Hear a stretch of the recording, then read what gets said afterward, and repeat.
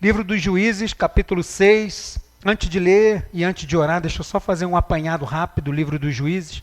O livro dos Juízes é um livro que se encontra entre dois fatos importantes da história de Israel. O povo está tomando posse da terra prometida, está chegando ali com Josué, tal, Josué já passou, e quando termina o período do Josué, não se levanta alguém como Josué para ser o líder. E aí parece que isso fica um pouco solto. E aí o povo começa a fazer o que bem entende e o que quer fazer. E esse período dos Juízes é um período de anarquia. O último versículo do livro de Juízes, se eu não me engano, capítulo 21, vai dizer que o povo fazia o que queria porque não havia rei. E aí vai começar uma outra história que é o período dos reis, com o primeiro rei, que é Saul. Então, neste momento, entre o cumprimento da promessa, aquilo que Deus disse que ia fazer, e até o momento agora de ter um rei e virar monarquia, o povo estava andando como bem queria. E se você tem uma palavra para resumir esse livro, se chama anarquia. Era o que acontecia lá. E por causa disso, nós tínhamos problemas emocionais grandes ali. E Deus, todas as vezes que o povo pecava, Deus se afastava do povo. E aí o povo vinha e clamava. Aí Deus levantava um juiz. E um desses juízes, no capítulo 6, vai se chamar Gideão. E quando Deus chama Gideão para libertar o povo, encontra uma pessoa com baixa autoestima. E é sobre ele que a gente vai falar hoje, tá bom? Você já achou aí Juízes capítulo 6? Deixa aberto aí. Depois que eu ler, você deixa aberto aí no capítulo 6, que nós vamos usar bastante o livro. Senhor, nós entregamos mais uma vez este culto nas tuas mãos.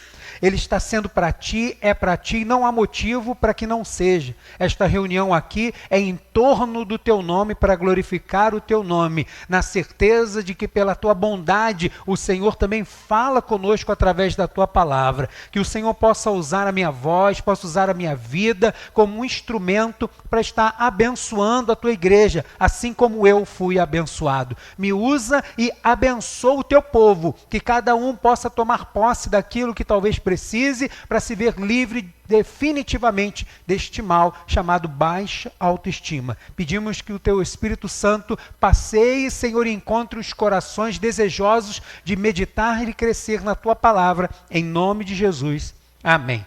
A partir do versículo 11, eu leio e você acompanha, diz assim a palavra do Senhor. Então veio o anjo do Senhor e assentou-se debaixo do carvalho que está em Ofra, que pertencia a Joás, a Biesrita. E Gideão, seu filho, estava malhando trigo no lagar, para o pôr a salvo dos midianitas. Então o anjo do Senhor lhe apareceu e lhe disse: O Senhor é contigo, homem valente. Respondeu-lhe Gideão: Ai, Senhor meu, se o Senhor é conosco, por que nos sobreveio tudo isso? E que é feito de todas as maravilhas que os nossos pais nos contaram, dizendo: Não nos fez o Senhor subir do Egito? Porém agora o Senhor nos desamparou e nos entregou nas mãos dos midianitas. Então se virou o Senhor para ele e disse: Vai nessa tua força e livra Israel da mão dos midianitas. Porventura não te enviei eu? E ele lhe disse: Ah, Senhor meu, como que livrarei Israel? Eis que a minha família é a mais pobre de Manassés, e eu o menor ou de menos importância na casa de meu pai. Tornou-lhe o Senhor: Já que eu estou contigo, ferirás os midianitas, como se fosse um homem. Ele respondeu: Se agora achei mercê diante dos teus olhos, dá-me um sinal de que és tu, Senhor, que me falas. Rogo-te que daqui não te apartes até que eu volte, e traga a minha oferta, e a deponha perante ti. Respondeu ele: Esperarei até que voltes. Então entrou Gideão e preparou um cabrito e bolos asmos e um efa de farinha. A carne pôs num cesto e o caldo numa panela, e trouxe-lhe até debaixo do carvalho e lhe apresentou. Porém o anjo de Deus lhe disse: Toma a carne e os bolos asmos, põe-nos sobre esta penha ou pedra, e derrama-lhes por cima o caldo. E assim o fez. Estendeu o anjo do Senhor a ponta do cajado que trazia na mão e tocou a carne e os bolos asmos. Então subiu o fogo da penha e consumiu a carne e os bolos. E o anjo do Senhor desapareceu de sua presença. Viu Gideão que era o anjo do Senhor e disse: ai de mim, Senhor Deus, pois vi o anjo do Senhor face a face. Porém o Senhor lhe disse: paz seja contigo, não temas, não morrerás. Então Gideão edificou ali um altar ao Senhor e lhe chamou: o Senhor é paz. E lhe chamou: o Senhor é paz.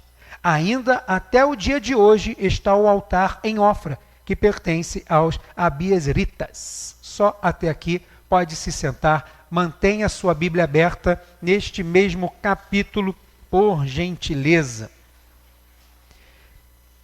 Deus vai mais uma vez, por misericórdia, por graça, livrar o povo de Israel.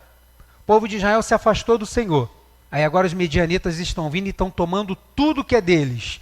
E a Bíblia vai dizer que como gafanhotos eles vinham e pegavam tudo. Tudo que eles plantavam, os amalequitas, os medianitas, eles vinham, se acampavam e tomavam tudo. E diz que não sobrava nada e o povo padecia de fome. O povo não tinha forças. Então o povo se lembrou do Senhor mais uma vez e clama: Senhor, tenha misericórdia de nós. E o Senhor, por misericórdia, mais uma vez, atende ao clamor do seu povo. E agora vai chamar um homem. Esse homem, Gideão. Só que quando Deus chama Gideão, Deus vê coisas em Gideão que Gideão não vê em si. Deus tem certeza daquilo que ele vê em Gideão, mas Gideão não tem mais certeza daquilo que ele é. Há um conflito dentro de Gideão. Ele está inferiorizado.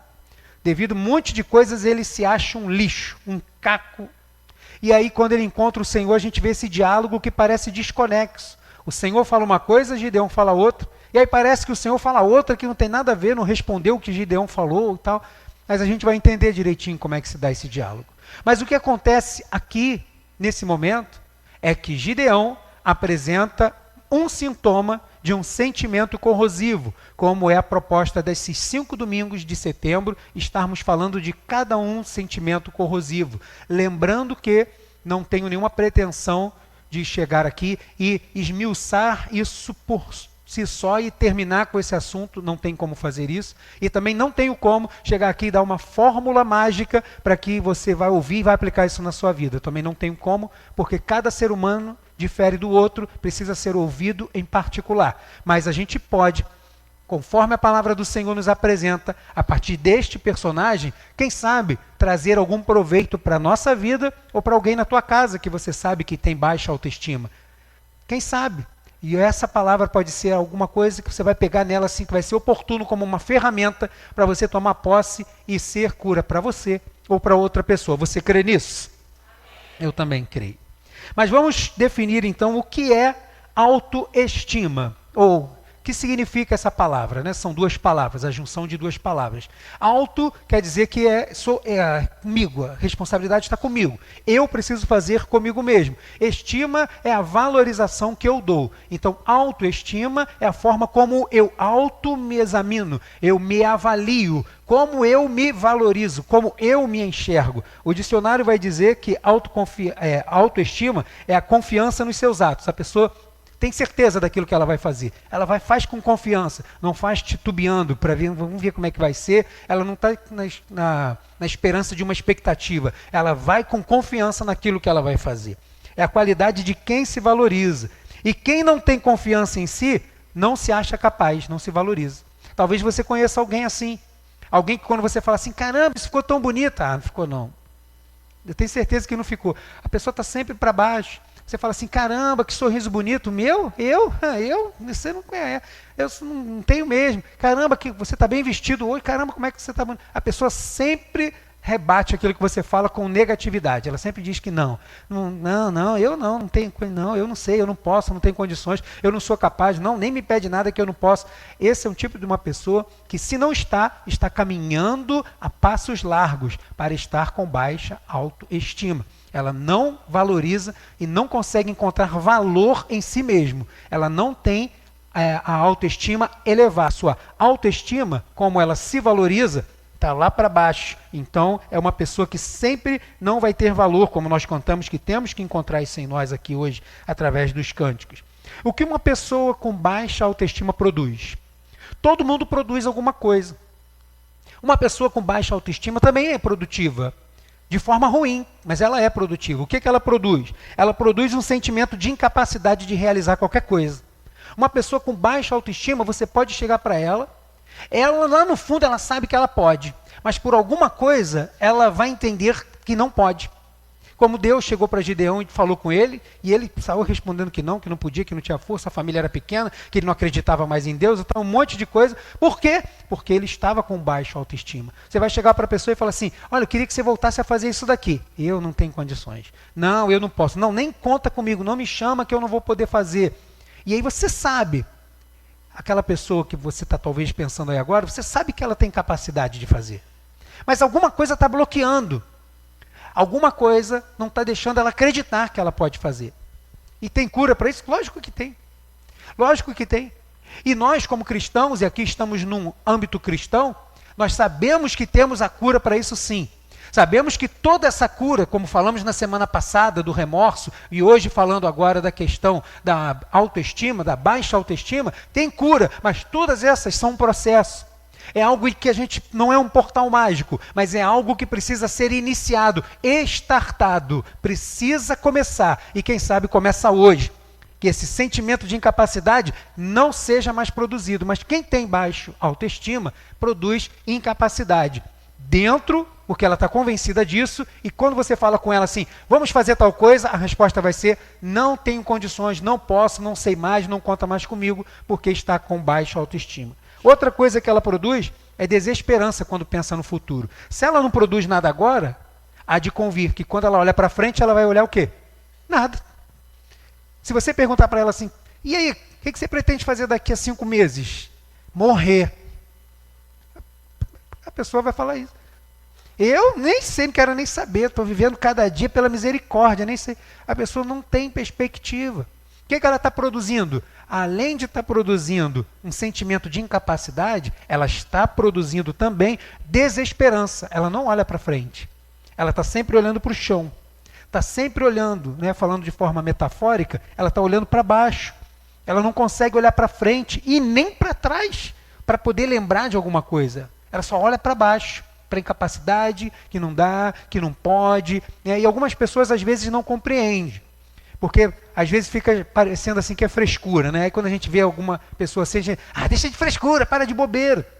Às vezes pode até ser um pouco de frescura, mas muitos casos não é. A pessoa está precisando de tratamento. E o tratamento começa com Deus. Nele que nos formou e sabe como somos por dentro. Essa máquina que funciona não é somente pele, osso, tendões e músculos, não. Tem alma aqui dentro, tem um sopro de Deus, o Espírito de Deus está aqui dentro. Então ninguém melhor para cuidar disso do que o próprio Deus. Precisamos de psicólogo, de psicanalista, de medicamento, mas precisamos em primeiro lugar de Deus, para que todas essas coisas possam fazer sentido. E aí quem aparece para trazer para Gideão a cura é o Senhor que aparece. Mas quem tem baixa autoestima produz mais o quê? Inferioridade diante de quase todo mundo. Pode perceber, quem tem baixa autoestima, ele tem um sentimento de incapacidade. Por ter este sentimento de incapacidade, ele tem desesperança com o futuro, ele não olha para frente. Ele não consegue perceber, não consegue planejar, não consegue vislumbrar, não consegue olhar para trás para agradecer pelos atos, aquilo que Deus fez, não consegue. E também por causa disso, ele tem inferioridade com quase todo mundo. Qualquer pessoa, ou quase todos, são melhor do que ele. Qualquer pessoa parece melhor do que ele. Ele olha todo mundo como se estivesse lá embaixo, olhando para as pessoas lá em cima, desejando às vezes querer ser igual a você. Desejando querer ser como você. E às vezes você não sabe, às vezes no teu trabalho, às vezes na tua escola, adolescentes, jovens, lá na faculdade, na tua vizinhança. A gente, mas pastor, minha vida é muito humilde. Eu moro ali na vila, na rua Italcara, alguns irmãos sabem onde é, tem meu carro que está parecendo dos Flintstones, está barulhada, tem uma escola de samba embaixo do carro, agora está parecendo que vai desmontar, vai andando, meu Deus, vai desmontar, segura aí que se sair uma roda, gente, humilde. Mas aí às vezes, pode ter pessoas que olham assim e falam assim, queria ser como o Fábio. Queria ser como a Renata. Queria ser como a Edisângela. queria ser como o André, como o Mauro, que está lá na porta, queria ser como essas pessoas. E às vezes a gente não acha, porque, poxa, mas igual a mim, que isso? A gente ainda brinca, fala assim, queira coisa melhor, irmão, queira ser logo igual a mim, que isso? Procure ser... Mas a pessoa, ela consegue ver todo mundo melhor do que ela, porque ela é nada.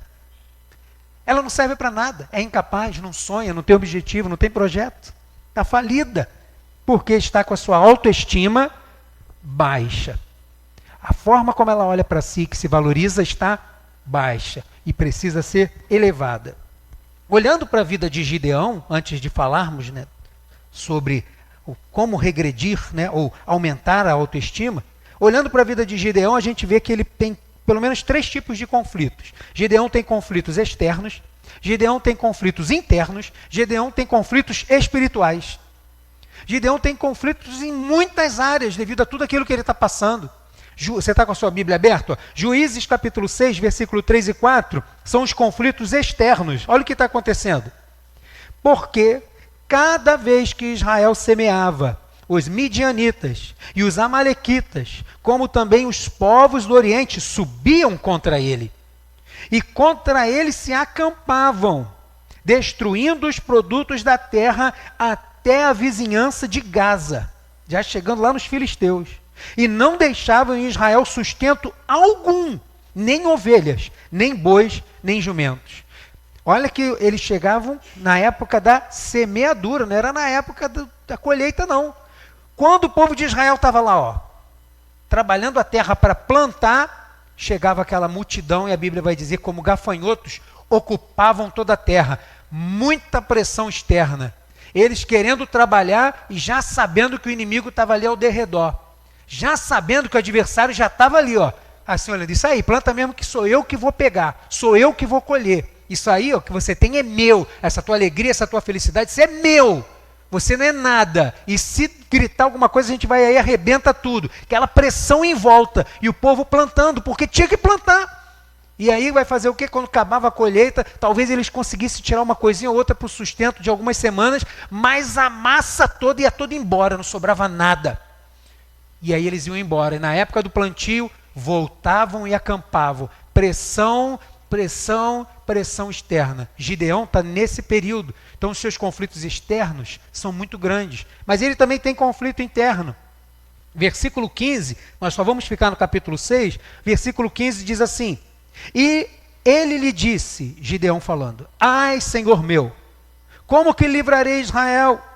Eis que a minha família é a mais pobre em Manassés, e eu, o menor da casa de meu pai. A forma como ele se via. Ah, mas ele precisava ser rico? Não, quem estava chamando ele era o Senhor. Mas ele não estava conseguindo enxergar isso. E ele enxergava as suas possibilidades. Ah, mas eu não tenho como ser ninguém. Eu nasci aqui, eu moro na comunidade, eu moro em favela, minha vida é essa mesmo. Eu moro aqui, caramba, não tive oportunidade de estudar, minha vida é essa aqui mesmo, isso aqui, vou ter que viver essa vida aqui. E aí a pessoa começa a acreditar nisso e vai vivendo para crescer e ser isso. Por quê? As condições externas vão limitando ela de forma que ela por dentro também acredita que ela não é nada. E não consegue mais vislumbrar coisa alguma. Então Gideão tem conflitos externos. Gideão tem conflitos internos. E Gideão tem conflitos espirituais. No versículo 13, olha o que ele responde quando o Senhor diz para ele que ele é um homem valente. Verso 13. Respondeu-lhe Gideão, ai, Senhor meu, se o Senhor é conosco, por que nos sobreveio tudo isso? E que é feito de todas as maravilhas que os nossos pais nos contaram, dizendo, não nos fez o Senhor subir do Egito? Porém agora o Senhor nos desamparou e nos entregou nas mãos dos midianitas. Como é que eu estou passando isso tudo se eu sou servo de Deus?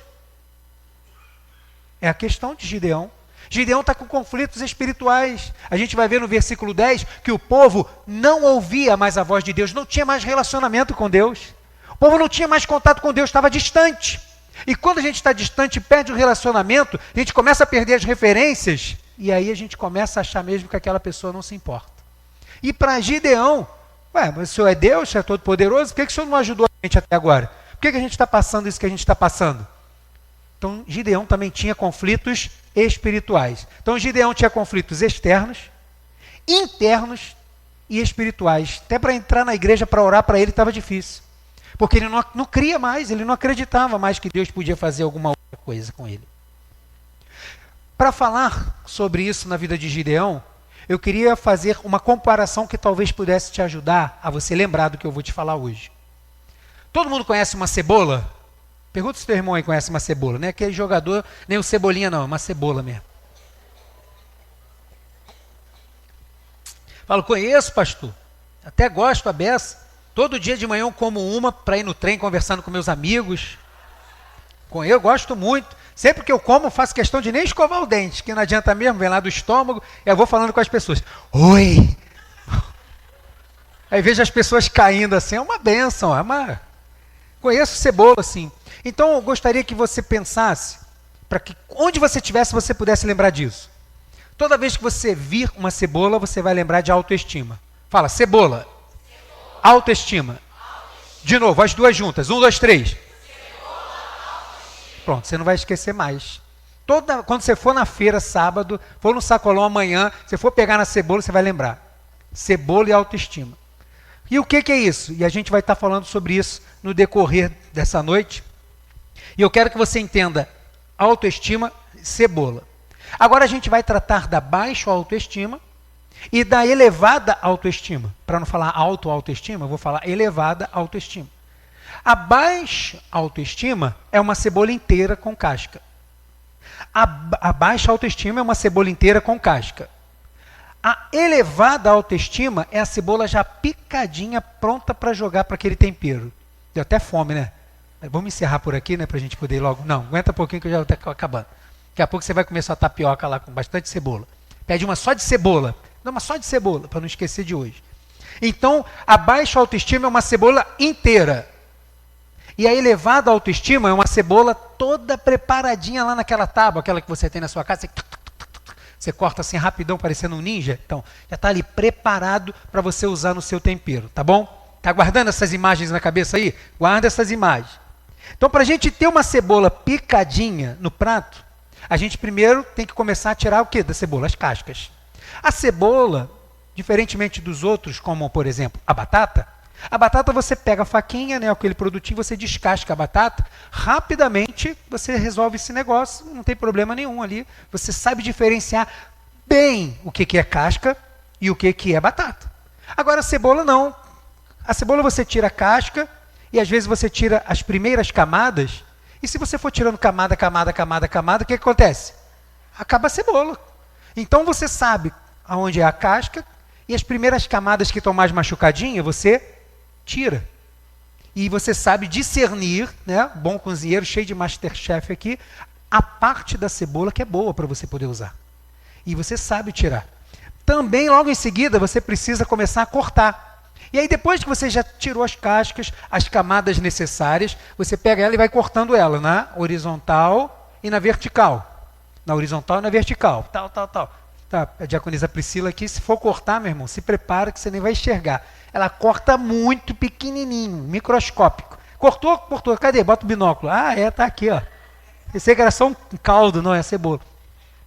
Cortada. Depois que você marca ela toda assim com a faca, você está conseguindo visualizar aí comigo? Você bota ela na tábua e vai fatiando, que vai sair picadinho, não é assim? Aí você vai tirando ela toda picadinha, ou vai tirando as camadas, faz em fileiras e vai cortando depois bem picadinho, porque estamos falando de tempero. Para temperar o negócio. Meu Deus, está dando fome. Senhor da glória. Segura aí. Aí depois que ela está picadinha, está pronta para usar. Para tirar as cascas, você precisa saber que não é porque são camadas que tudo é casca. Tem coisas que você vai precisar tirar, mas tem outras que você vai identificar que são necessárias que fiquem. Você está conseguindo perceber até onde eu estou querendo chegar? Pensa que a autoestima, que é a cebola. A autoestima é igual o quê? Uma cebola. Então, quando você está com a sua autoestima, você quer que ela esteja baixa, deixa a cebola inteirinha lá. A cebola inteirinha não vai servir para você temperar de nada direito. Você vai pegar uma cebola, vou temperar, pega a cebola da geladeira e joga na panela. Bota as coisas. É assim? Não.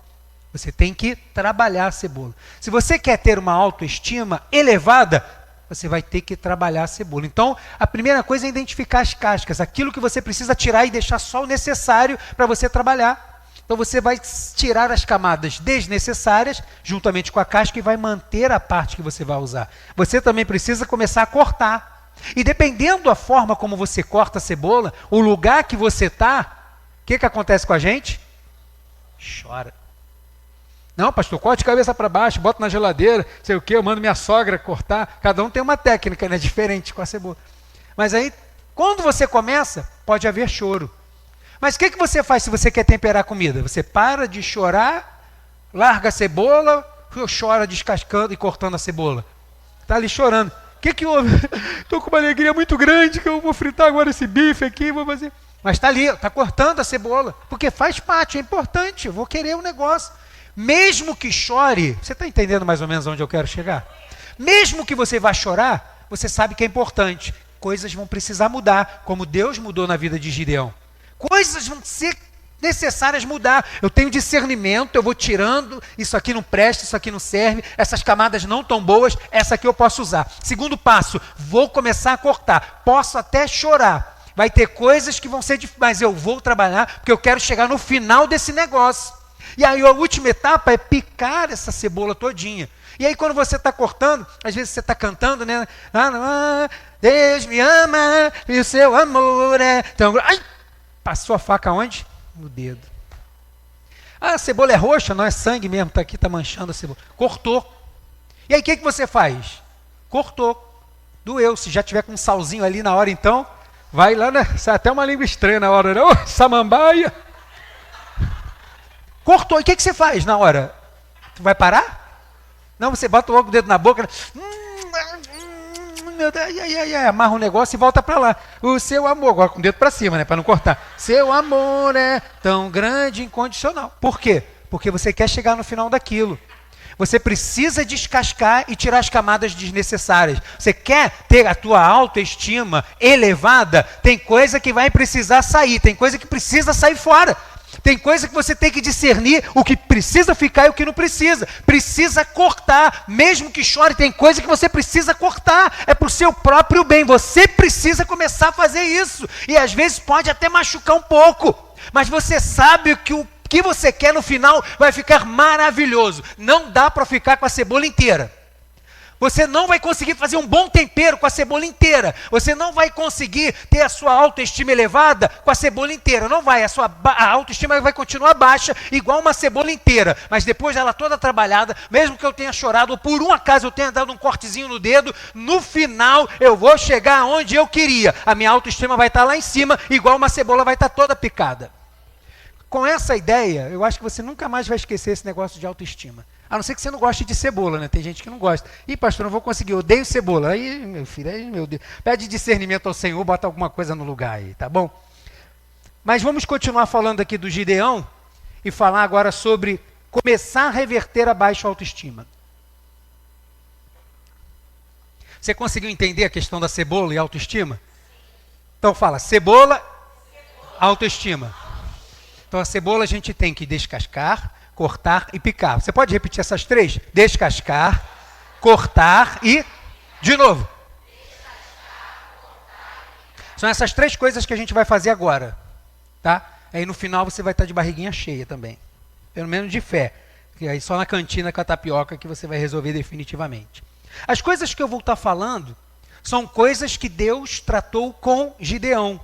E a minha oração é que esta cebola, chamada autoestima, talvez pela lição de Gideão, pelas lições que ele teve, possa servir para mim e para você também. Não para você especificamente, se for o seu caso que seja, mas quem sabe para você ouvir. Para amanhã, aquele seu colega no trabalho, quando você chega assim, opa, bom dia, bom dia, bom dia, tudo é horrível, tudo é podre. Opa, você já vai lembrar da cebola, não é para atacar nele não. Você vai lembrar da cebola para lembrar da autoestima, para poder falar para ele, tá bom? Começando a reverter a baixa autoestima. Primeira coisa, eu vou falar três coisas. A primeira coisa para reverter a baixa autoestima de Gideão, que Deus tratou com ele, foi fazer o seguinte. Lembrar que Deus é quem nos conduz sempre. Você pode repetir isso? Lembre-se que é Deus que me conduz sempre. Sempre é Deus que tem que conduzir a nossa vida. Aqui o povo de Israel esqueceu. O povo de Israel esqueceu, e Gideão está inserido, ele é do povo de Israel. Ele falou aqui que ele é da tribo de Manassés, do clã de Manassés. Ele esqueceu dos favores de Deus, ele esqueceu que a vida dele, um dia ele disse, minha vida é tua, Senhor. Faz o que o Senhor quiser, Senhor, diz a tua vontade que eu vou obedecer. Gideão esqueceu. O povo de Israel esqueceu. E aí quando a gente esquece disso, a gente tem duas coisas que podem acontecer que são gravíssimas. Quando a gente deixa de lembrar que é Deus que conduz a nossa vida sempre, quando a gente esquece disso, a gente tem duas vertentes. Uma delas, orgulho, que a gente vai tratar aqui. Porque quando eu esqueço que é Deus que conduz a minha vida, eu tenho uma tendência grande a ser orgulhoso. Porque eu acho que as coisas que eu faço é na força do meu braço. E a Bíblia vai dizer que quem confia na força do seu próprio braço, está lascado. Maldito o homem que confia no seu braço, faz da sua força o seu Senhor. Está lascado. Por quê? Está se enveredando por um caminho perigoso. A baixa autoestima é o outro problema. Quando eu esqueço, quando na minha mente não vem mais esta questão de que é Deus que conduz a minha vida, eu posso tanto ser orgulhoso, achar que tudo o que está acontecendo é minha capacidade, eu vivo a vida como eu quero, está tudo dando certo ou não, não importa, eu vou fazer o que eu quero da minha vida, orgulho. E a outra coisa é o outro extremo, a baixa autoestima. Quando eu esqueço que é Deus que dirige a minha vida, eu começo a querer fazer com as minhas mãos, achar que é na minha inteligência, e quando as coisas não acontecem, quando os problemas externos, internos, espirituais, continuam, que permanecem, eu acho que a culpa é toda minha, que eu sou um fracassado, que eu não vou conseguir nada, que eu não tenho nada, que Deus não me ama, que Deus é esse, e a gente começa a entrar num conflito com a gente mesmo. Porque Deus em nenhum momento tem conflito. Quem tem conflito somos nós. A gente viu no diálogo que Deus em nenhum momento entrou em questões pelas coisas que Gideão falou. Porque Deus não nos olha como a gente se olha, como a gente olha para o outro. Deus olha e vê o que você pode, quem você é, até onde você pode chegar. A única coisa é que a gente precisa acreditar. E o que vai nos ajudar para que a gente acredite nisso de verdade, é lembrar que todos os passos da nossa vida são guiados por Deus. Deus está no controle da minha vida. Aonde eu colocar o meu pé, eu sei que Deus está comigo. Senhor, eu vou fazer tal coisa, toma nas tuas mãos. Senhor, a minha família é tua. Essa situação está difícil, mas contigo eu vou passar. Mesmo que eu esteja num vale de sombra e morte, a tua palavra diz que o Senhor está comigo. Eu creio nisso, isso começa a fazer uma diferença. E isso começa a melhorar a gente. Porque a gente começa a ter certeza que Deus está com a gente não se importa mais se a gente está num momento de muita vitória ou se a gente está passando por um momento de derrota. Porque eu sei que Deus está comigo em todo e qualquer momento. Mas quando eu esqueço disso, ou eu vou tender para o orgulho, que a gente vai tratar daqui a alguns domingos, ou então a baixa autoestima. Então, para começar a descascar essa cebola, para buscar elevar a autoestima, para começar a descascar isso, a primeira coisa que você tem que fazer é se lembrar que quem conduz a sua vida sempre é o Senhor.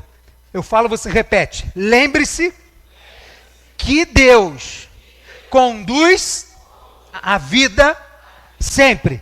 É Ele que vai conduzir sempre. A sua vida está nas mãos do Senhor. A sua vida está, a minha está. Se não está, entrega nas mãos dele hoje. Deixa nas mãos dele hoje. Não é promessa de que vai estar tudo bom de uma noite para o dia. Mas você pode ter certeza no teu coração de que ele está contigo. Isso muda tudo. A forma como a gente enxerga as coisas. A gente vai começar a se enxergar também diferente. Eu creio nisso em nome de Jesus. A segunda coisa que eu quero falar, eu vou dividi-la em algumas partes, para que você entenda. Mas a outra coisa que eu quero falar sobre a autoestima, para que ela saia de baixo para elevada, ter medo não é sinal de incapacidade. Você pode repetir isso? Ter medo não é sinal de... De novo. Não é. A gente já tirou a casca da cebola. A gente já foi lá, tirou as camadas desnecessárias. É aquelas da autoconfiança. Não. A minha vida, eu vou me lembrar sempre que é o Senhor que está no controle dela. A gente começou. Agora a gente vai começar a cortar. A gente vai começar a cortar na vertical e na horizontal. Aqui, ter medo não é sinal de incapacidade. Por quê? Ter medo é pecado? Ter medo?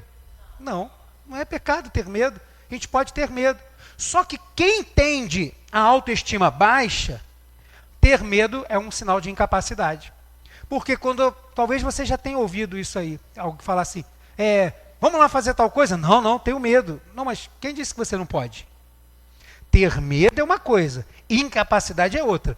Porque você pode ter vontade de fazer, mas, cara, vamos lá, vamos fazer. Como é que faz? Eu não sei, não tenho a mínima ideia, mas vamos lá. Me fala como é que a gente vai fazer. É outra história. Então, ter medo não significa que eu não possa fazer. Eu posso fazer. Ter medo não é sinal de incapacidade. Gideão tinha medo e tinha medo dos midianitas. No verso que nós lemos aí, o verso 11, vai dizer que ele estava pegando todo o trigo e estava colocando no lagar. Gideão pegava o trigo e não levava para a eira, onde ele espalha o trigo, tem bastante espaço, a eira, um lugar que ele coloca os trigo todo assim para ver e tal, começa a debulhar, separar, tirar o joio e tal, aquela coisa toda. Não, por causa do medo, da pressão toda externa, onde que ele estava botando trigo? No lagar. Lagar era um recipiente menor, fechado, onde se prensava as uvas ou as azeitonas. Espremiam-se ali. Então ele está fazendo uma coisa num lugar de outra. Por quê? Por causa do medo. Ele fazendo o quê? Eu vou colocar o meu trigo aqui dentro do lagar, porque é época de trigo. Época de trigo, o pessoal vai provavelmente atacar onde? Lá na eira. Todo mundo que está lá na eira com seus trigos, eles vão chegar lá para atacar. Mas não, eu vou fazer assim, eu vou estrategicamente, eu vou colocar aqui no lagar. Coloca um pouquinho aqui na eira e tal, eles vão vir, vão pegar, mas a parte para o nosso sustento está onde? Está dentro do lagar, onde eles não vão procurar na época de uvas. Gideão tinha medo? Tinha. Mas isso o incapacitou de fazer o que ele precisava fazer? Não. Não. Não o incapacitou. E tem gente que está paralisado, sabe como fazer, sabe fazer, mas não quer fazer porque está parado com medo. Se Gideão tivesse paralisado ali no medo, ele não ia ser o provedor da sua casa. Porque mesmo que fosse pouco que tivesse dentro do lagar, era o que tinha para o sustento da casa dele. Ter medo não é sinal de incapacidade. Se você está parado por causa do medo, você está sendo um sujeito e talvez o agente para que a sua autoestima esteja cada vez mais baixa. Ter medo não é o problema é você parar no medo. Não pare no medo. Você tem capacidade, você foi treinado. Você lá na sua empresa foi treinado? Então faça. As pessoas colocaram alguma coisa na sua mão porque acreditam que você pode? Faça. Deus colocou alguma coisa para você fazer, porque quem te colocou alguma coisa na mão, sabe que você tem capacidade. E se foi Deus, irmãos, não tem ninguém melhor para saber quem nós somos melhor do que nós mesmos. Ter medo é o problema? Não, o problema é você parar. Gideão tinha medo dos midianitas, ele trabalhava com estratégia, mas ele mesmo não conseguia ver que era capaz. Ele estava fazendo tudo isso, mas quando Deus fala com ele, não posso, não sei como, não sei... Como se Deus estivesse falando, meu filho, olha o que você está fazendo. Quem foi que te deu essa estratégia? Quem foi que te trouxe até aqui onde você está agora? Você está achando que porque está aqui no lagar, que não está na condição que você queria, que não está na quantidade que você queria, que você é incapaz? Olha o que você está fazendo. Olha onde você está agora. Olha a estratégia, olha isso que você... Eu estou vindo falar com você porque eu sei que você pode, mas você precisa acreditar que pode. Gideão não estava acreditando que podia. E Deus fala, vamos lá, homem forte, valente, corajoso.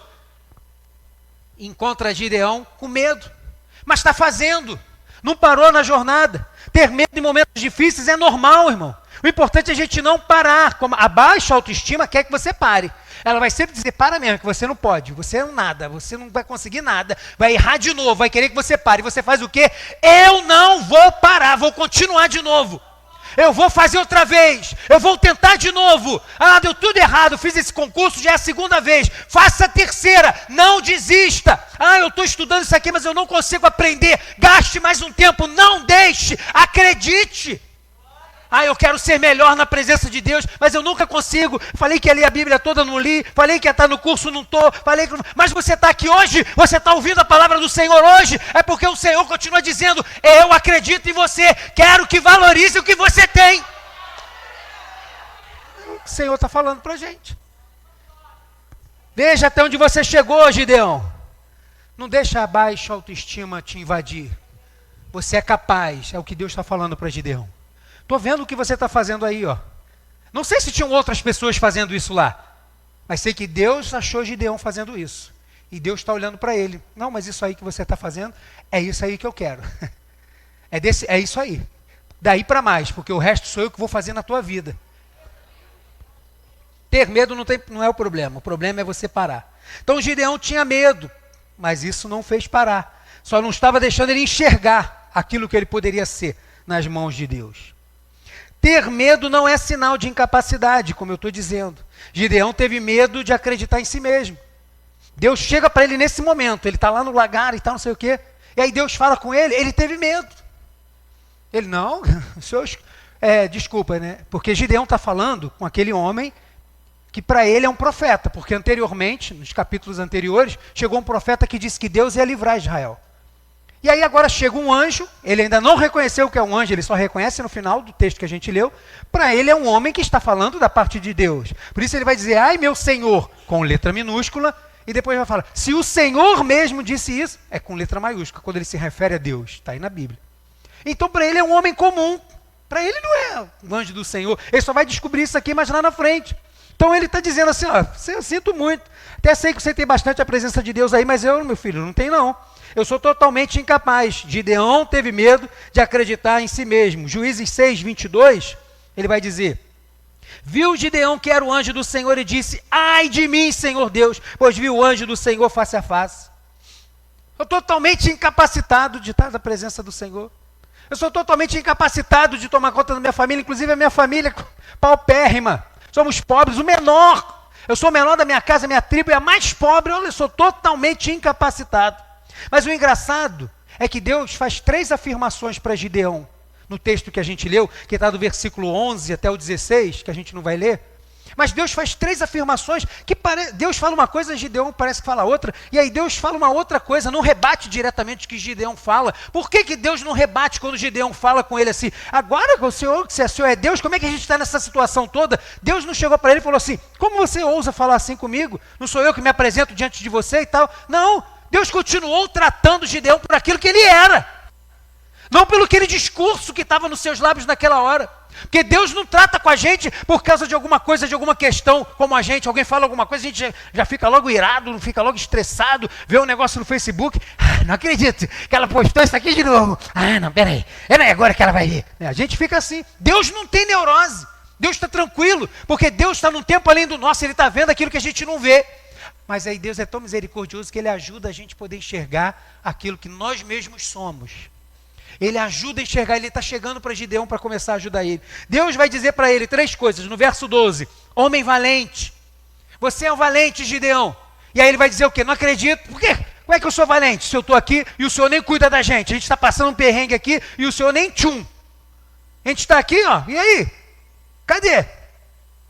E Deus falou para ele, você é um homem valente. Se fosse a gente falar, pô, estou vindo aqui te ajudar, tu ainda me trata assim, então vai se lascar para lá que eu estou indo para cá. E aí Deus diz outra coisa para ele, vai nessa tua força. Caramba, peraí, mas Gideão falou um negócio e Deus continuou tratando ele da forma como Deus veio para tratar ele. Talvez Deus veio hoje tratar com você de uma forma, você está aí no seu pensamento em conflitos, mas Deus continua o mesmo, e Ele vai continuar com o mesmo tom de voz, Deus vai continuar com o mesmo discurso, por aquilo que Ele sabe que a gente é. E aí, Deus fala para ele assim, ó, vai nessa tua força, verso 14. E aí já começa a mexer mais com Gideão, e Gideão vai dizer assim, mas eu não tenho condições, o senhor bateu na porta errada, o senhor sabe que eu sou da tribo de Manassés, né? Nós somos os mais pobres daqui, a gente está passando um perrengue danado, um sufoco, estão levando tudo que é nosso. Está aparecendo no Brasil os impostos, eles vêm aqui e levam tudo, sobra quase nada. E a minha casa, da nossa família, eu sou com menos importância na minha casa. Talvez se eu tivesse procurado meu irmão ou meu pai, mas logo eu, na minha casa, não tenho nada para oferecer. E aí Deus acabou de dizer para ele, vai nessa tua força. E ele fala, eu não tenho força. Eu não tenho força nenhuma. E aí Deus vai dizer assim, olha, eu sou contigo. E aí isso começa a mudar. No versículo 16, vamos só ler o 16. Tornou-lhe o Senhor, já que eu estou contigo. Ele não está perguntando, eu posso ir com você? Eu posso ir, vai deixar eu ir? Não, o Senhor falou assim, eu sou contigo. Aquilo que Deus é para nós não muda. Aquilo que Deus é, da forma como Ele nos olha, não muda. E Deus diz, eu sou contigo. Gideão poderia ter levantado e buscado outra coisa, fazer outra coisa, dizer assim, não quero, e mudar a sua história e sair. Mas ele aceitou isso quando Deus disse para ele, eu sou contigo. Ele falou assim, então peraí, se o Senhor é mesmo comigo, agora ele vai começar a buscar de novo esse relacionamento com Deus. Ele vai começar a buscar isso, porque Deus começa a tratar Gideão na ferida. Gideão começa a ser tratado por Deus, e ainda não estava sabendo que era Deus. Ele vai fazer assim, mas se o Senhor é comigo, vou fazer uma prova contigo. Fica aqui, não sai daqui. Eu vou em casa e vou preparar uma oferta e vou trazer. Como quem diz assim, aguenta aí que eu quero ver se é o Senhor mesmo. E a gente vai ver que Gideão não só esse, mas vai fazer outro voto, depois outro voto. Depois vai ficar com medo de novo, e Deus vai falar assim, se você está com medo, não tem problema, meu filho. Vai lá no território do inimigo, e ouça o que eles estão dizendo de você. Vai lá, e Gideão pega os homens e chega lá naquele território, ainda está assustado, ele está vivendo as coisas, mas está assustado, e chega lá, e as pessoas estão dizendo, olha, a gente vai morrer, hein? O pessoal que está vindo lá não sabia de nada, já tinha ido quase todo mundo embora, só tinham ficado 300 homens com Gideão, dos milhares que tinha lá com ele, só ficou lá 300 com ele, e Gideão está lá no território, e o inimigo está falando, eu tive um sonho, que foi um pão, acho que era um pão que veio rolando da montanha, e acabou com esse exército todo, como Deus disse para ele, falou assim, nós vamos derrotar esses homens como se fosse um só homem. E aí os inimigos falando, eu vi um pão descendo no meu sonho, vinha rolando e derrotou todo o exército nosso. O Senhor já entregou a nossa vida nas mãos de Gideão. E aí Gideão sai, ouve aquilo tudo e fala, rapaz, Deus realmente está comigo. E Deus é paciente. Deus não desiste. Deus não fala assim, tu não vai querer vir não? Então, peraí. Não, Deus é paciente. Ele continua olhando para mim, para você, dizendo assim, eu sei que você pode, vamos lá. Eu sei que você tem capacidade, vamos lá. Homem valente, vai nessa tua força, eu sou contigo. Gideão tenta rebater, porque está com a baixa autoestima, mas percebe que quem está em crise é só ele, não é Deus. Deus continua tratando com ele de forma normal. Deus continua falando com ele, e Gideão começa a absorver isso. Deus não está fazendo elogios vazios para Gideão. Deus não está falando como às vezes as pessoas falam, não, mas você é muito bom, não, você pode tudo. A gente sabe quando é aquele elogio vazio, que a pessoa está nos elogiando só porque não tem o que dizer. Quando você não tem o que dizer, irmão, não fala nada, fica quieto, que é a melhor coisa. Mas a pessoa não tem o que dizer, quer abrir a boca para falar alguma coisa. Que roupa bonita, né? Tá feio, tá igual parecendo espantalho. Tu é bonito, né? Não fala nada, irmão, que vai piorar mais ainda o negócio. E aí não fala. Mas Deus não está fazendo isso com Gideão. Deus não está dando elogios para melhorar o ego de Gideão. Deus está falando que Gideão é, para que ele passe a crer naquilo que Deus está dizendo que ele é. O que foi que Deus disse que você é? O que a Bíblia diz que você é? Que em Cristo você é o quê? Você é o quê? Então toma posse disso de verdade, irmão. O desafio vai continuar lá na frente. Os adversários vão continuar batendo na porta. Mas o que tem que mudar é a nossa postura. E dizer assim, em Cristo eu sou mais do que vencedor. E passar a ter uma postura diferente. Começar a trabalhar isso. E Deus começa a fazer isso com Gideão. E Gideão está começando a crer nisso tudo. E cada afirmação de Deus começa a promover a elevada autoestima de Gideão. Se a baixa autoestima diz que é para ter medo, não acredite em você mesmo que você é incapaz, Deus hoje está dizendo assim, eu sei que você é capaz. Eu sei que você é capaz. Eu sei que você é valente, eu sei que você consegue, eu sei que você suporta, eu sei que você vai andar mais um pouco, eu sei que você não vai parar, eu sei que a luta está grande, mas você vai continuar. Eu sei por quê? Porque é Deus que está conosco. A primeira coisa que ele disse, eu sou contigo. Eu sou contigo, Gideão. Então Gideão tinha medo. Tinha. Tinha medo dos midianitas? Tinha. Mas não estava vendo o potencial que ele era. a capacidade que ele tinha. Ele tinha medo. Quando ele olhava para dentro dele, não se via capaz, tinha. Mas Deus também estava tratando isso. E agora Deus vai acabar de picar de cortar essa cebola. Ter medo não é sinal de incapacidade. Por quê? Porque Gideão também teve medo. De quê? De obedecer a Deus. Ele entendeu tudo isso. Só que aí quando Deus falou para ele o que ele tinha que começar a fazer, ele tremeu na base. Mas só que ele não deixou de obedecer. Quando Deus falou assim, olha, eu preciso que mude isso na tua vida. Preciso que mude isso, Gideão. Ele teve medo, mas ele fez o que o Senhor mandou. Versículo 25 até o 27, esses três só, diz assim. Naquela mesma noite, lhe disse o Senhor, naquela mesma noite, que Deus falou isso tudo com ele, começou a tratar com ele. Toma um boi que pertence a teu pai, a saber, o segundo boi de 7 anos, e derriba o altar de Baal. Tira esses ídolos aí, ó, que é de teu pai. E corta o poste ídolo que está junto ao altar de Azerá. Edifica ao Senhor teu Deus um altar no cimo deste baluarte, em camadas de pedra, e toma o segundo boi, e oferecerás em holocausto com a lenha do poste ídolo. Vai queimar esse negócio, vai cortar esse poste ídolo, vai tirar essa idolatria da tua vida e você vai queimar. Então Gideão tomou 10 homens dentre os seus servos e fez como o Senhor lhe dissera. Ele obedeceu. Ponto e vírgula. Temendo ele, porém, a casa de seu pai e os homens daquela cidade, não o fez de dia, mas de noite. Ele tinha medo quando Deus falou para ele, ó, tem que mudar isso aí na tua vida. Caramba, como é que eu vou fazer isso? Uma coisa é você ter medo, a outra é você ser incapaz. Se Deus te pediu para mudar alguma coisa, mude, porque a vontade do Senhor é boa, agradável e perfeita. Deus falou para ele, ó, tira essa idolatria, tira esse culto a outros ídolos, derriba isso e começa agora a fazer um culto e oferecer a mim, ao Senhor, o único Deus verdadeiro. Gideão teve medo, caramba, quando eu fizer isso, o pessoal vai ver, vamos fazer o seguinte, eu vou fazer de noite. No outro dia eu não sei o que vai acontecer, mas eu vou obedecer. O problema não é você ter medo, o problema é você parar. Não pare, obedeça o que Deus está dizendo.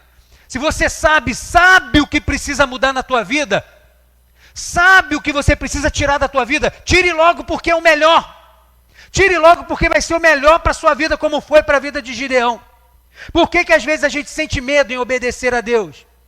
Porque em primeiro lugar, a gente perdeu o relacionamento com Deus. Então, quando Deus diz alguma coisa para a gente titubeia, a gente acha que não, a gente vai para o achismo, a gente quer fazer assim, isso não tem nada a ver, a gente começa a querer negociar com Deus as coisas. Por quê? Porque o relacionamento está longe, mas Deus está começando a restaurar o relacionamento para botar a autoestima de Gideão lá em cima, elevada.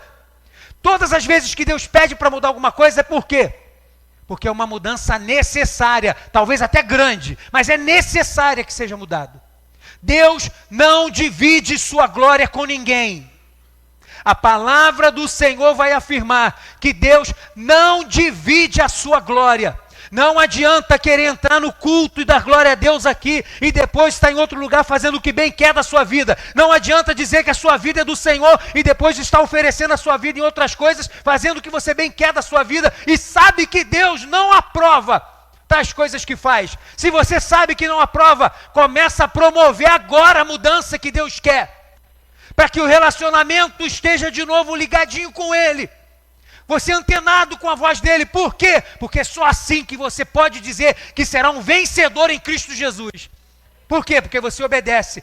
Jesus vai dizer, aquele que me ama faz o que eu peço, faz o que eu mando, faz o que eu ordeno. Eu dou uma palavra, eu digo como que tem que ser, a pessoa vai lá e faz. Por quê? Porque sabe que pode confiar no Senhor. Foi o que Gideão fez, ele foi lá mesmo com medo e executou o que tinha que fazer. Sentir medo não pode te parar e nem te impedir de obedecer à voz do Senhor. Você já pensou aí, o que você precisa mudar? O que precisa mudar? O que foi que o Senhor já falou e você sabe que tem aquele incômodo? Você já sabe o que tem que mudar? Então toma coragem.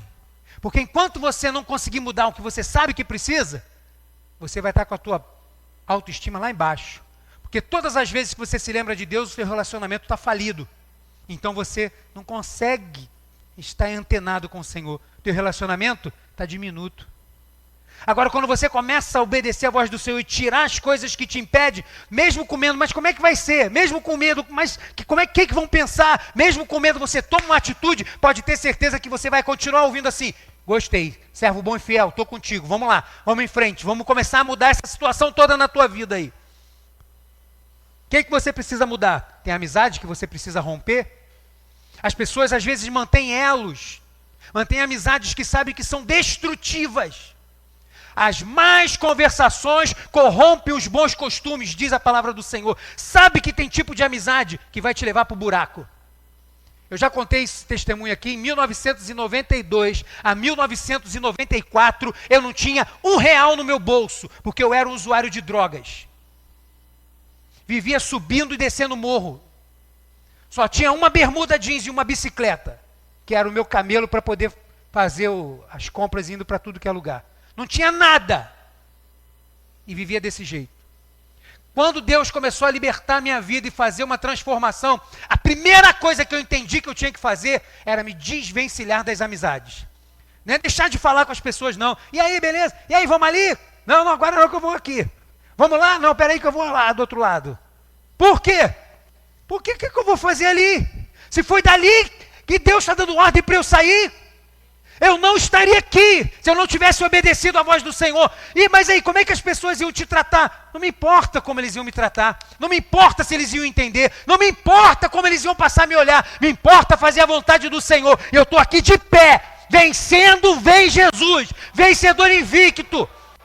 Por quê? Porque Deus tem feito a vontade dele na minha vida e eu tenho buscado fazer a vontade do Senhor. Falho, pecador e imperfeito, como Gideão. Mas eu digo assim: eu não sou o que as pessoas dizem e eu não sou o que o mundo quer que eu seja. Eu sou o que Deus quer que eu seja e Ele quer que eu seja diferente. Bota a minha autoestima lá em cima. Lá em cima. O que tem que romper? O que tem que mudar? Que costumes tem que mudar? Que linguajar que tem que ser alterado? Que ídolos precisam ser retirados para que a gente possa viver plenamente a vontade do Senhor? Para que a gente possa viver de fato a vontade do Senhor e sair dessa mesmice espiritual, desses conflitos espirituais com Deus. Essas coisas que a gente, Deus não me ama, não sei o que a gente estava falando, dessa geração de crente fajuto. Qualquer coisinha, Deus não me ama, Deus não me ama. Vamos crescer, irmãos. O tempo está chegando, o Senhor se aproxima. Olha os sinais, como diz em Apocalipse. Olha os sinais, como diz em Mateus. Estão se cumprindo. O Senhor vem buscar a sua igreja, quer você acredite ou não. Então se comporte como uma igreja que vai morar no céu. Uma igreja que vai morar no céu está com a moral lá em cima. Autoestima elevada, porque eu sou servo do Deus Altíssimo. E isso é o melhor cargo que eu posso ter. Deus está começando a ensinar isso para Gideão. E ele está começando a tomar posse disso na vida dele. Obedecer a Deus é sempre a melhor opção. Pessoas não conseguem romper na vida com Deus porque querem obedecer parcialmente. Deus fala assim: tem que ter a mudança. Aí a gente vai até um ponto. Mas aí quando vê que aquilo incomoda, não vou até aqui, né? Deus sabe como é que é. Ele sabe sim. Sabe. Mas ele continua dizendo: você pode ser melhor do que isso. Ei, Gideão, você pode ser melhor do que isso. Você pode ir além do que isso aí, Gideão. Gideão, se ele não tivesse cumprido o que Deus falou para ele fazer naquela noite, mesmo com medo, ele não teria chegado à vitória do povo de Israel. Mesmo depois as pessoas dizendo: quem foi que destruiu isso tudo aqui? Foi Gideão, vamos matar ele, não sei o que, Gideão. Se ele não tivesse, passou esses sufocos todos, passou. Mas saiu ileso, saiu vivo e o povo depois vitorioso. Ei, Gideão, gritando o nome dele. Por quê? Porque uma pessoa, um homem naquela nação, resolveu obedecer à voz do Senhor. Medo? Muito. Mas incapaz? Não. Por quê? Eu lembro, trago para minha memória, que tudo que eu faço, o Senhor está comigo. E outra, ter medo não diz que eu sou incapaz. Você pode repetir isso? Ter medo não é igual a incapacidade. Em nome de Jesus, toma posse disso aí, irmão. O medo não é sinal de incapacidade. E por último, A paz é a maior arma contra a baixa autoestima. A paz é a maior arma contra a baixa autoestima. Não é a coragem, não é a força, não é a inovação, não é o poder, é a paz. Era a única coisa que faltava em Gideão. E Deus vai tratar disso com ele no final. O Senhor tirou as camadas da cebola. Gideão, opa, peraí que esse negócio está... O Senhor começou a cortar. E aí Gideão sentiu medo. Mas vamos lá. Agora o Senhor está começando a picar. Para poder fazer o tempero final, para a autoestima dele estar lá em cima. E aqui nesse momento, ele vai entender que o que faltava para ele era paz. Gideão não tinha paz. Muitos acham que para vencer a baixa autoestima é preciso pensamento positivo, né? Não, vamos pensar positivo que vai dar tudo certo. Você vai lá hoje? Não, vou pensar positivo que vai dar tudo certo. Ué, cuidado com o orgulho, hein? É você que faz ou é o Senhor? Lembra lá do que eu falei no início? Lembre-se de que quem conduz a sua vida sempre é Deus. Pensamento positivo, o que é isso, irmão? Você é crendice? Creia que é o Senhor. Se Ele quiser, vai acontecer. Se não quiser, volta para casa que está tudo certo. Mas tenha certeza que Deus está contigo. Ele sempre está com você. Pensamento positivo? Não. Tem gente que acha, mas não é. Não pensar muito em agir, e agir logo é a melhor coisa. Para que a minha autoestima seja elevada, é melhor eu não pensar muito. Quando vier alguma coisa, eu vou sair fazendo logo. Eu tenho que ser o primeiro. A melhor defesa é o ataque. A Bíblia vai dizer, em Provérbios principalmente, vários versículos, que agir sem refletir não mostra prudência. Agir sem conselhos não mostra prudência. Agir de imediato pelo impulso não mostra prudência.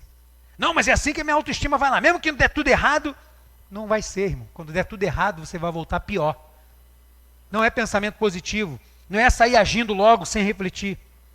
Quando a gente olha para a vida de Gideão, a gente vê o que faltava para ele era a paz. Verso 24 do capítulo 6 diz assim: Então Gideão edificou ali um altar ao Senhor e lhe chamou de O Senhor é Paz, Jeová Shalom. Ainda até o dia de hoje está o altar em Ofra, que pertence aos abiezritas.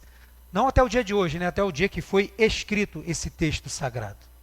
O que Gideão precisava era de paz. Gideão não precisava de coragem. Mas pastor, o que ele ia fazer, ele ia precisar de muita coragem. Mas Deus disse que ele tinha no verso 12, homem valente. Ele não estava acreditando ainda, mas ele era. O que é que você não está acreditando ainda? O Senhor disse para ele, você é valente. Ele não ergueu um altar ao Deus que me enche de força, que me torna um valente. Não foi. Ele também não ergueu um altar de força, como eu disse agora. Porque Deus disse que ele tinha força, no versículo 14. Vai nessa tua força. Ele não acreditava.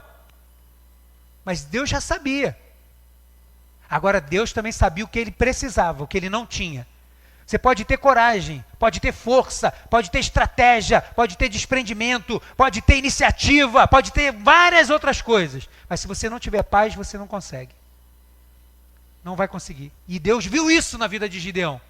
E aí o verso 23 diz assim: Porém o Senhor lhe disse, paz seja contigo.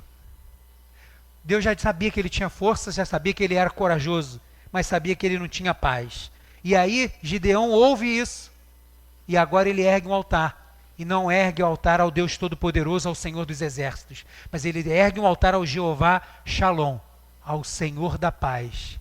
E a vida dele começa a ser diferente a partir daqui. A partir daqui ele continuou tendo medo, mas entendia que isso não era incapacidade. Ele continuou tendo desafio, mas ele sabia que Deus era com ele em todos os momentos da vida dele. Qualquer momento que ele tivesse, ele sabia que Deus era com ele. E agora, a baixa autoestima começa a sair, a autoestima dele agora começa a estar elevada. Por quê? Porque ele encontrou a paz que o mundo não conhece. A paz que o dinheiro não pode dar. A paz que os recursos que a gente acha que tem não vão dar. Não vão. A paz que nem mesmo o conforto dentro de casa pode dar. A paz que nem mesmo dentro de uma família super maravilhosa e equilibrada, nem ali você vai encontrar a paz que só Deus pode dar. Porque Ele é o príncipe da paz. O reino dele é de paz. As sandálias de quem anda lá também são de paz. Tudo ali beira a paz. Talvez o que esteja faltando para você, para picar essa cebola definitivamente, seja erguer um altar do Senhor. Ao Senhor um altar de paz. E eu quero terminar te ensinando a erguer esse altar. Você quer aprender? Fica de pé aí no teu lugar. Fica de pé aí no teu lugar que eu quero te ensinar para a gente encerrar. Erguer um altar de paz ao Senhor. Primeira coisa, não vivam preocupados com coisa alguma. Deixa a ansiedade de lado. Não vivam preocupados com coisa alguma. Em vez disso, orem. Pastor, mas eu tenho que fazer... Calma, peraí. Não, mas se eu não for... Calma, peraí. Ore. Isso é erguer um altar. Parar, ter tempo para colocar pedra sobre pedra, usando uma linguagem metafórica, fazendo o símbolo do Antigo Testamento. Pedra. Não dá tempo de erguer um altar aqui não. O Senhor sabe de todas as coisas. Calma, sem paz você não vai conseguir sair do lugar, não. Calma, vamos refletir. Vamos pensar. Paz. Em vez disso, orem pedindo aquilo que precisam e agradecendo por tudo que Ele faz. Então, vocês experimentarão a paz de Deus, que excede todo entendimento e que guardará o seu coração e a sua mente. Como? Ore ao Senhor.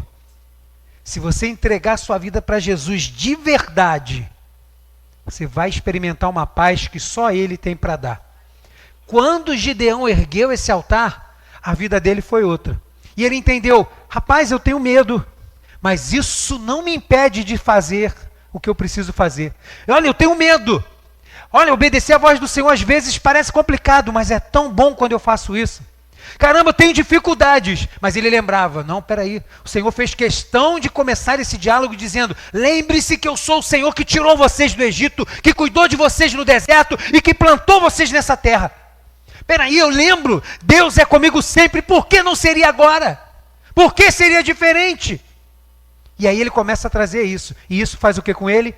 Traz a paz que excede o entendimento. O ser humano não consegue entender. Só quem deixa a sua vida inteiramente nas mãos de Jesus. E agora a cebola está toda picadinha, tudo prontinho. Vai fazer o tempero. Quem começa a provar disso, mesmo quem não gosta de cebola, está comendo aquela comida toda e nem sabe que a cebola estava lá no meio. Tá uma delícia. Você, gostou? Tá bom, né? Que bom. Nem sabe que aquela beterraba foi lá derretida no feijão. Tá comendo tudo. Tá gostoso? Come bastante. Tá tudo ali, passou desapercebido. Mas enquanto a cebola estava inteirinha, a autoestima de Gideão estava lá embaixo. Quando o Senhor ensinou a ele a descascar, cortar e picar tudo direitinho, as coisas começaram a fluir. O que mudou drasticamente? Ele passou agora a arrebentar a boca do balão onde ele ia? Não, ele continuou tendo as dificuldades. Mas a paz que excede o entendimento fez ele ser uma outra pessoa. Por quê? Porque Deus tratou de um sentimento corrosivo que tinha dentro dele, chamado baixa autoestima. A baixa autoestima quer te parar, mas ela vai ser derrotada em nome de Jesus, porque aquele que te chamou, ele é fiel, e ele está dizendo, eu sou contigo, lembre-se de quem eu sou na sua vida, não fique preocupado com medo, isso não é incapacidade, o medo vai te garantir coisas lá na frente, prossiga obedecendo a minha voz, e a paz que excede o entendimento, vai cuidar de você, para que você chegue no final, até onde está proposto para a tua vida. Você pode aplaudir o nome do Senhor, em nome de Jesus.